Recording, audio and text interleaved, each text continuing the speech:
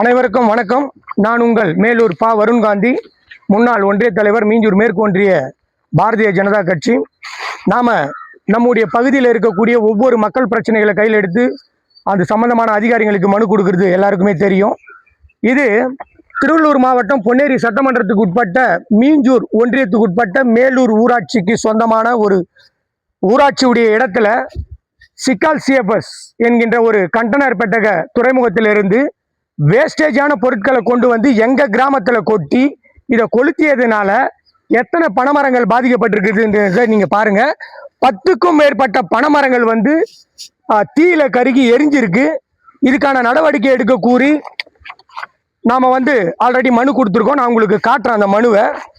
அந்த கம்பெனியில் இருக்கக்கூடிய குப்பை கழிவுகளை கொண்டு வந்து எங்களுடைய மேலூர் கிராமத்துக்கு சொந்தமான ஒரு இடத்துல அத்துமீறி அந்த சிக்கால் சிஎஃப்எஸ் என்கின்ற ஒரு கண்டனர் பெட்டக துறைமுகம் கொண்டு வந்து அந்த கம்பெனியில் இருக்கிற எல்லா கற்கள், குப்பை கழிவுகள், பிளாஸ்டிக் கழிவுகள், இயற்கையால் அழியாத பிளாஸ்டிக் குப்பை கழிவுகள் எல்லாம் கொண்டு வந்து இங்கே போட்டியிருக்காங்க.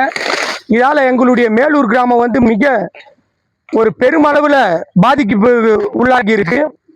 இது சம்பந்தமாக நாம முதலமைச்சர் அவர்களுக்கும் தகவல் கொடுத்துருக்கோம், மனு அனுப்பியிருக்கோம். அதே போல மாவட்ட ஆட்சியர் அவர்களுக்கு வந்து 10ஆம் தேதி 7ஆம் மாதம் மனு கொடுத்துருக்கோம். அதே போல ரிஜிஸ்டர் தபாலும் அனுப்பியிருக்கோம். 10ஆம் தேதி 7ஆம் மாதம் ரிஜிஸ்டர் தபால் அனுப்பியிருக்கோம்.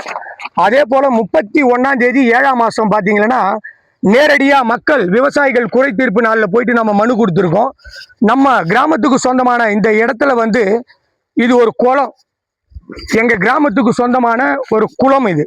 இந்த குளத்துல இப்படிப்பட்ட ஒரு தொழிற்சாலையில இருந்து கொண்டு வந்த குப்பை கழிவுகளை கொட்டி எங்களுடைய கிராமத்தை பாதிப்புக்குள்ளாக்குறாங்க. இதை கொளுத்தி விடுறதுனால நிறைய புகைகள் நம்ம எங்க கிராமத்துக்கு வந்து குழந்தைங்களுக்கெல்லாம் கொஞ்சம் சுவாசிப்பு பிரச்சனை ஏற்படுது.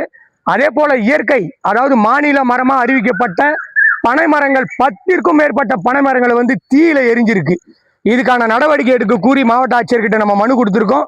விரைந்து நடவடிக்கை எடுக்கலைன்னா நாம எங்களுடைய கிராம மக்களோடு இந்த குப்பை கழிவுகளை அள்ளி கொண்டு போய் அந்த கம்பெனி வாசல்ல கொட்டுறதா நாங்கள் முடிவு பண்ணியிருக்கோம். இதனால என்னைக்குமே மக்களோடு துணை நிற்கக்கூடிய வகையில் நாங்கள் இறங்கி எங்களுடைய மக்கள் பணியை செய்து வருகின்றோம். நன்றி, வணக்கம்.